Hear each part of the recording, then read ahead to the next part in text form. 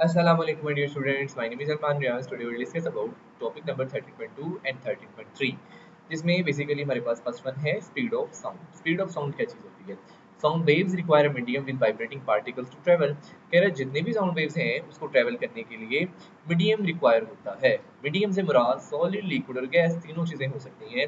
इसमें जो पार्टिकल्स हैं वो वाइब्रेट करेंगे, जितनी तेज़ी से वो वाइब्रेट करेंगे उतनी तेज़ी से वो स्पीड को ट्रेवल करने में, साउंड वेव्स को ट्रेवल करने में मदद करेंगे। They can not propagate through a vacuum, वो वैक्यूम से प्रोपागेट नहीं कर सकते। क्यों? क्योंकि वहाँ मीडियम पार्टिकल्स ही मौजूद नहीं है। तो स्पीड वेरी करती है मीडियम के हिसाब से, मीडियम सॉलिड, लिक्विड और गैस के हिसाब से। बस वन बात करते हैं सॉलिड्स के बारे में। कह रहा है कि जो सॉलिड्स के अंदर साउंड वेव्स के ट्रेवल करने की स्पीड है वो गैसेस की निस्बत 15 गुना ज़्यादा होती है। 15 times faster in solids than in gases. Gases की निस्बत 15 गुना ज़्यादा तेज़ी से साउंड वेव्स ट्रेवल कर सकती है। दूसरी बात जो है, गैसेस की निस्बत लिक्विड्स में साउंड वेव्स 5 गुना ज़्यादा तेज़ी से ट्रेवल कर सकती है। टेम्परेचर का इफेक्ट ये है, अगर आप टेम्परेचर बढ़ाओगे तो साउंड वेव्स के ट्रेवल करने की स्पीड भी बढ़ जाएगी। 21 डिग्री सेल्सियस पे साउंड वेव्स ट्रेवल करती हैं 343 मीटर पर सेकंड के हिसाब से। ह्यूमिडिटी इफेक्ट, अगर ह्यूमिडिटी ज़्यादा होगी तो स्पीड ऑफ साउंड भी ज़्यादा होगी। ठीक है, ये तीन बातें आपने याद रखनी कि टेम्परेचर के साथ क्या इफेक्ट है, मीडियम के साथ क्या इफेक्ट है और ह्यूमिडिटी के साथ क्या इफेक्ट है। उसके बाद एक फॉर्मूला है V is equal to F lambda. V is equal to F lambda. V यहाँ पर स्पीड ऑफ साउंड वेव है, एफ यहाँ पर फ्रीक्वेंसी है और लैम्डा यहाँ पर वेवलेंथ है। तो ये formula B is equal to F lambda. इसमें न्यूमेरिकल आपसे पूछा जा सकता है, जिस तरह से इनमें से दो चीजें दे दी जाएंगी, तीसरी आपसे पूछ ली जाएगी। अब स्पीड बता दी 340 है, लैम्डा आपको बता दिया 2 मीटर है, फ्रीक्वेंसी बता दें। तो अगर फ्रीक्वेंसी निकालनी है तो लैम्डा हो तो जाकर डिवाइड हो जाएगा, तो 340 को डिवाइड करेंगे 2 पे तो फ्रीक्वेंसी आ जाएगी 170 हर्ट्ज। उसके बाद ये मुख्तलिफ मीडियम्स के अंदर स्पीड ऑफ साउंड वेव्स दी गई है आपको। एयर 0 डिग्री सेल्सियस 330 होती है, 25 पे 346 होती है और 100 डिग्री सेल्सियस पे 391 होता है। सबसे ज़्यादा जो साउंड वेव्स ट्रेवल करती हैं स्टील में करती हैं जी, स्टील में नहीं बल्कि एल्यूमिनियम में, 6420 मीटर पर सेकंड। ये टेबल आपसे एमसीक्यूज में पूछा जा सकता है। नेक्स्ट अगर बात करूँ तो मेरे पास है जी लाउडनेस। कैरेक्टरिस्टिक्स ऑफ साउंड में फर्स्ट वन है loudness.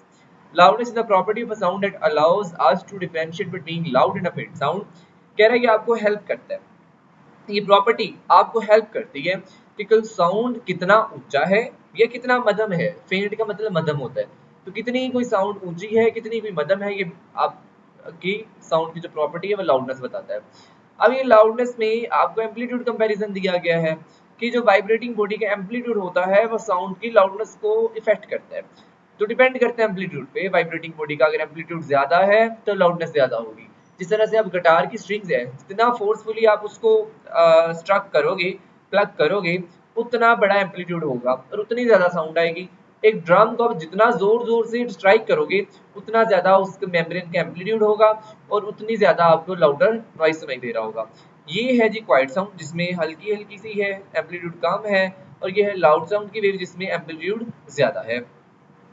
Area of vibrating body, अगर वाइब्रेटिंग सरफेस का एरिया ज्यादा है तो ज्यादा लाउडर साउंड प्रोड्यूस होगा, क्योंकि जितने पार्टिकल्स एयर के उसके करीब ज्यादा होंगे उतनी ज्यादा वाइब्रेशन होगी और उतनी ज्यादा वाइब्रेशन होने की वजह से ज्यादा लाउडनेस होगी।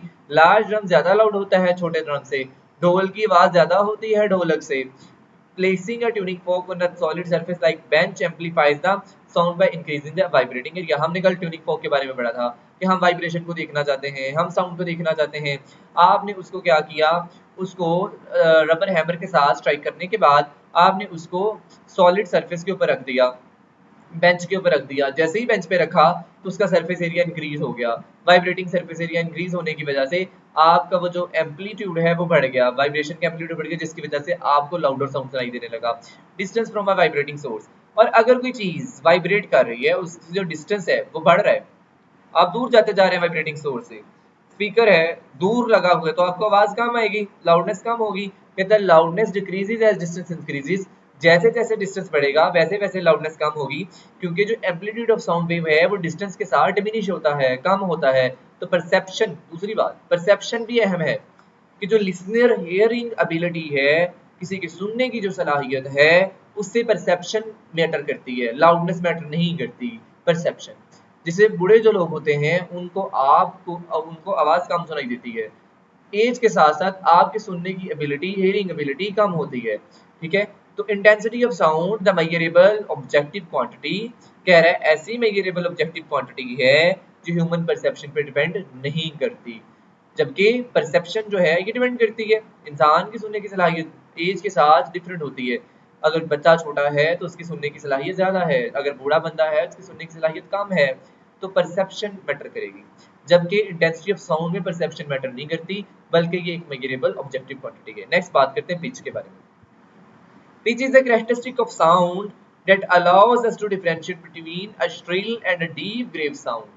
कह रहा है एक श्रिल, एक तीखी आवाज जिस तरह की बच्चों और औरतों की होती है, और एक ग्रेव डीप आवाज, गहरी और भारी आवाज जिस तरह के मर्दों की होती है। कहता है ये आपको उसमें डिफ्रेंशिएट करने में हेल्प करता है पिच। हाई फ्रीक्वेंसी, पिच का रिलेशन फ्रीक्वेंसी के साथ है। अगर फ्रीक्वेंसी ज्यादा है तो पिच ज्यादा है।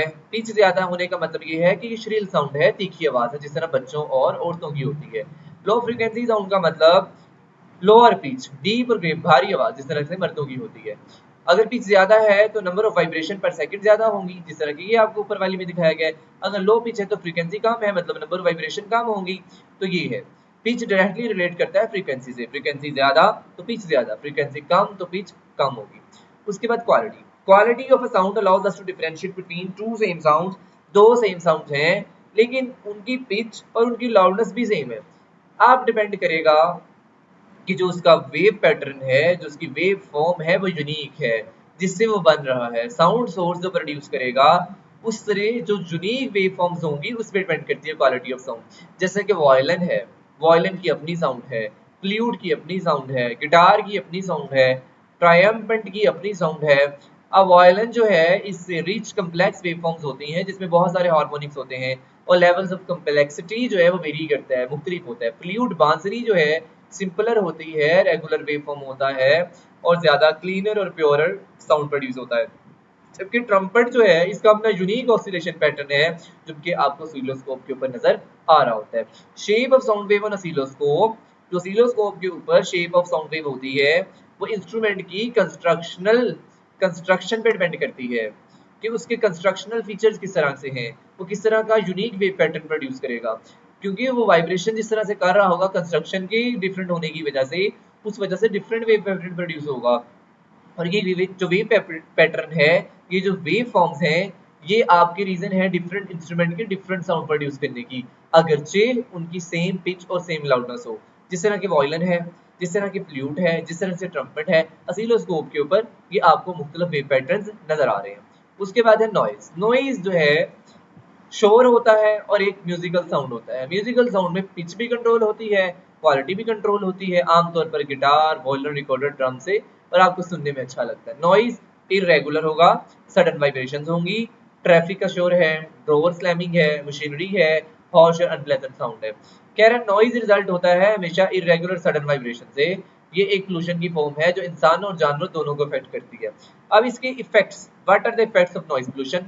स्ट्रेस है, इसमें एक्सेसिव नॉइज जो है आपको मेंटल स्ट्रेस और एंजाइटी दे सकता है। लैक ऑफ कंसंट्रेशन, आपका फोकस इंपेयर हो सकता है, खराब हो सकता है, और कॉग्निटिव परफॉर्मेंस अफेक्ट हो सकती है।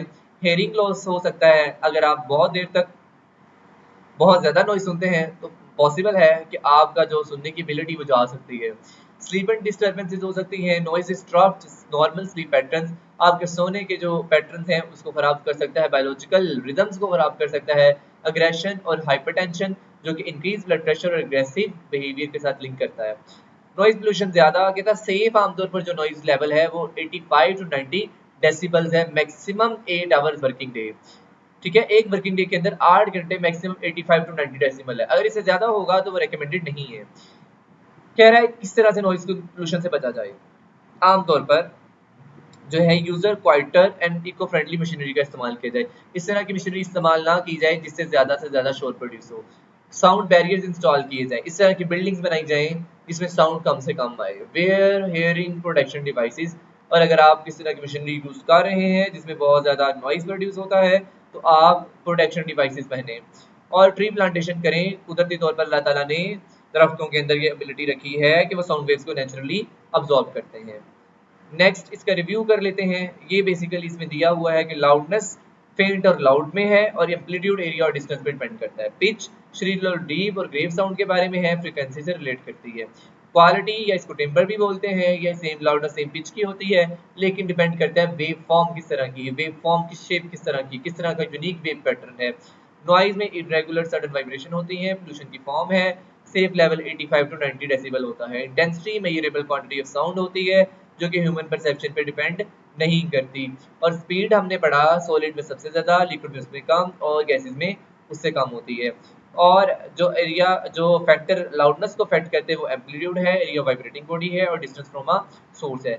स्टूडेंट इसमें से loudness define loudness and the factor affecting loudness long सवाल है, या आपको पिक्चर क्वालिटी में आपको डिफरेंस दिया जा सकता है, या आपको नॉइज पोल्यूशन के बारे में पूछ सकता है कि नॉइज पोल्यूशन के बारे में बताएं, इसके इफेक्ट्स बताएं और इसके कंट्रोल करने के वेज बताएं। स्टूडेंट मुझे उम्मीद है कि आपको इस लेक्चर की समझ आ गई होगी। मिलते हैं नेक्स्ट लेक्चर में, तब तक के लिए अल्लाह हाफिज़।